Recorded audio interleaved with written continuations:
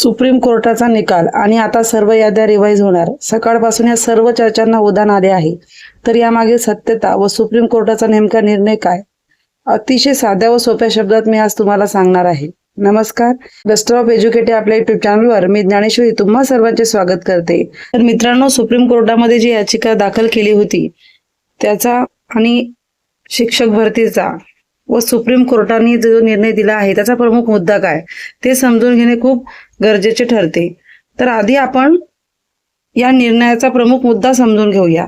तर आपल्या सर्वांनाच माहिती आहे, जर आपल्याला शिक्षक बनायचं असेल तर टीईटी आणि सीटीईटी हे क्वालिफाईड असणं खूप गरजेचं आहे.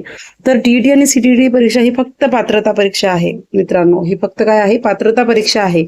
जर टीईटी मध्ये तुम्हाला 82 किंवा 89 मार्क्स पडले तर तुम्ही कॅटेगरीमधून टीईटी पास होता, आणि जर तुम्ही ओपन मध्ये असाल तर तुम्हाला 90+ मार्क्स असणं गरजेचं आहे. म्हणजे 90 मार्क्स तुम्हाला कमीत कमी असणे गरजेचे आहे. आणि कॅटेगरीसाठी तुम्हाला 82 किंवा 89 म्हणजे 55% मार्क्स असणे गरजेचे आहे. परंतु जर तुमचं सिलेक्शन व्हायचं असेल तर ते कशावर आधारित आहे? तर ते टेट परीक्षेवर आधारित आहे. म्हणजे काय? तर टीईटी आणि सीटीईटी ही परीक्षा ही फक्त पात्रता परीक्षा आहे आणि टेट ही गुणवत्ता परीक्षा आहे. टेट ही परीक्षा कशावर आधारित आहे? तर ही गुणवत्तेवर आधारित परीक्षा आहे. टेट ही परीक्षा गुणवत्ता यादीमध्ये येणाऱ्या मुलांचीच अंतिम निवड करते. टेट मध्ये जर तुम्हाला चांगले गुण मिळाले तर तुमची अंतिम निवड होते. तर ही 5% सवलत ही एनसीटीएच्या नियमानुसार मिळालेली आहे. आणि टेट मध्ये मात्र तुम्हाला प्रवर्गानुसार कुठलीही सवलत नाही. म्हणजे जर तुम्हाला तुमच्या गुणानुसारच प्राधान्य दिले जाते. म्हणजे जर तुम्ही कुठल्याही कॅटेगरीमध्ये असले तरी तुमच्या गुणवत्ता म्हणजे मेरिट लिस्टनुसारच तुमचे सिलेक्शन टेट मधून होत असते. आता आपण नेमका मुद्दा काय आहे याकडे वळूया. आता मुद्दा असा आहे की राखीव प्रवर्गातील विद्यार्थ्यांनी टीईटी मध्ये जर 55% सवलत घेऊन परीक्षा पास केली, कॅटेगरीमधील मुलांनी जर 82 किंवा 82 पेक्षा जास्त व 90 पेक्षा कमी असे मार्क्स घेतले तर खरा वाद येथेच होता. म्हणजे काय? तर जे राखीव गटातील विद्यार्थी आहेत त्यांनी 82 किंवा 89 मार्क्स घेतले, तर हे जे कॅटेगरीचे विद्यार्थी आहेत यांनी टेटमध्ये चांगले गुण मिळवले, परंतु त्यांना टेट खुल्या प्रवर्गातून म्हणजे प्रवर्गाचा कट ऑफ पेक्षाही जास्त कट ऑफ लागला. यांना ओपनच्या जागा मिळाल्या नाहीत. आता मुख्य मुद्दा असा आहे की राखीव प्रवर्गातील विद्यार्थ्यांनी टीईटी मध्ये 55% सवलत घेऊन परीक्षा पास केली, 80 किंवा 82 पेक्षा जास्त व 90 पेक्षा कमी असे मार्क्स घेतले. आता खरा वाद येथूनच सुरू होतो. बघा, आता टेट मध्ये काय झालं, जेव्हा याद्या लागल्या तेव्हा जे विद्यार्थी आहेत ज्यांनी कॅटेगरीमधून टीईटी पास केलेली आहे, 82 किंवा 89 मार्क्स समजा उदाहरण घेऊ आपण समजून, त्यांना 82 किंवा 89 मार्क्स मिळाले, तर या विद्यार्थ्यांना जी ओपनची जागा आहे, म्हणजे तुम्हाला 140+ जरी मार्क्स असले तरी तुम्हाला या ओपन मधून ही जागा दिली गेली नाही. का बरं? तर कारण की इथे तुम्हाला टेट जी टीईटी दिली, तुम्ही जी शिक्षक पात्रता परीक्षा दिलेली आहे ती तुम्ही ओपन मधून टीईटी पास नाही, म्हणून तुम्हाला ही ओपनची जागा नाकारली.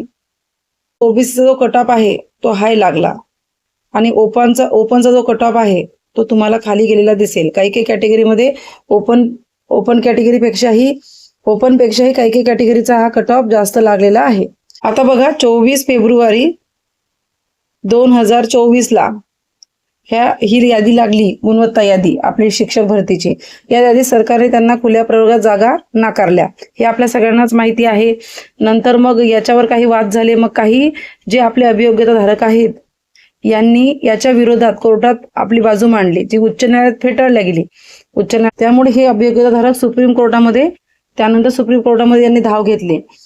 यांनी काय आपली कोर्टात कोणती बाजू मांडली? तर जर बघा, एखाद्या उमेदवाराने केवळ पात्रता परीक्षेत टीईटी सवलत घेतली असेल तर तो मुख्य परीक्षेत टेटमध्ये जास्त गुण मिळवून खुल्या प्रवर्गात जाऊ शकतो का, असा प्रश्न तिथे विचारला गेला. आता तुम्ही जर विचार केला तर कॅटेगरी कट ऑफ जास्त लागला आणि ओपनचा कट ऑफ कमी लागला, म्हणून हा प्रश्न तिथे विचारला गेला. जर तुम्ही सुप्रीम कोर्टाचा निर्णय बघितला तर 30 पानांचे कन्क्लुजन दिलेले आहे. आता यामध्ये अंतिम निकाल काय आहे? तर सवलत घेतलेल्या परंतु मुख्य परीक्षेत जास्त गुण मिळवणाऱ्या सर्व उमेदवारांना खुल्या प्रवर्गाच्या गुणवत्ता यादी समाविष्ट करा, असा निर्णय सुप्रीम कोर्टाने दिलेला. 80 आणि 89 एवढे जे मार्क्स घेतलेले आहेत टीईटी मध्ये, ज्या अभियोग्यता धारकांनी घेतलेले आहेत त्यांना टेटमध्ये ओपन मधून सुद्धा जागा मिळणार आणि कॅटेगरी मधून सुद्धा जागा मिळणार आहेत. म्हणजे या दोन्ही जागांसाठी हे पात्र उमेदवार आहे, असा कोर्टाने निर्णय दिलेला आहे. आता प्रश्न शेवटी असा उरतो, ह्या याद्या खरंच रिवाईज होतील का? तर बघा, सुप्रीम कोर्टाचा आदेश आहे की याद्या रिवाईज करा. पण आता शासन नेमका काय निर्णय घेतो यावर सर्व अवलंबून आहे. परंतु आपले जे संतोष सदगुळे सर आहेत, ज्यांनी ही याचिका लीड केली, ही पिटिशन लीड केली आणि शेवटपर्यंत टिकून राहिले, हे संतोष सदगीर सर यांनी यांच्या वकिलांकडे विचारणा केली असता याद्या रिवाईज केल्या जातील असाच निर्णय सुप्रीम कोर्टाने दिला आहे, असे त्यांच्या वकिलांनी सांगितलेले आहे.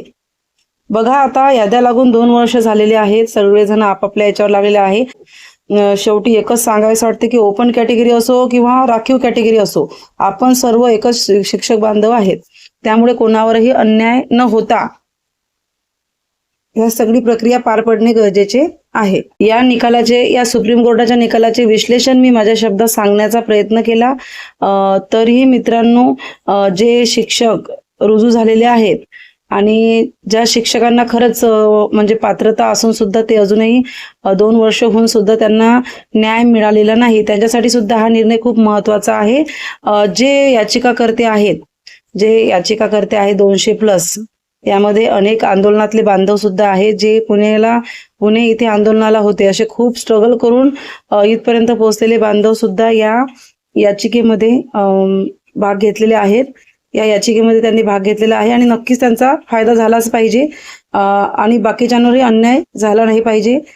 कारण की हे सर्व प्रक्रिया चुकीची झालेली आहे. जो एका व्यक्तीने निर्णय घेतला, एका रात्रीमध्ये 55-60चा मुद्दा उपस्थित झाला आणि अचानक धक्का मिळाला सगळ्या अभियोग्यताधारकांना की आपण ओपन मधून टीईटी पास नाही आहे, आपण कॅटेगरीमधून टीईटी पास आहे, तर आपलं सिलेक्शन सुद्धा कॅटेगरीमधूनच होणार. हा अतिशय आश्चर्यचकित निर्णय त्यावेळेच्या आयुक्तांनी दिला होता. हा सर्वांसाठीच आता चुकीचा आहे. हे तर नक्कीच ठरलेलंच आहे, हे तर सिद्धच झालेलं आहे. कोर्टाच्या या निर्णयाविषयी तुम्हाला काय वाटते ते कमेंट बॉक्समध्ये नक्की सांगा. आणि माझं जर काही चुकलं असेल ते सुद्धा, मी विश्लेषण करताना काही माझी गडबड झाली असेल तर नक्कीच मला पण तुम्ही सजेशन देऊ शकता. एवढे बोलते आणि आवडल्यास व्हिडिओ लाईक करा, शेअर करा, कमेंट करा. धन्यवाद.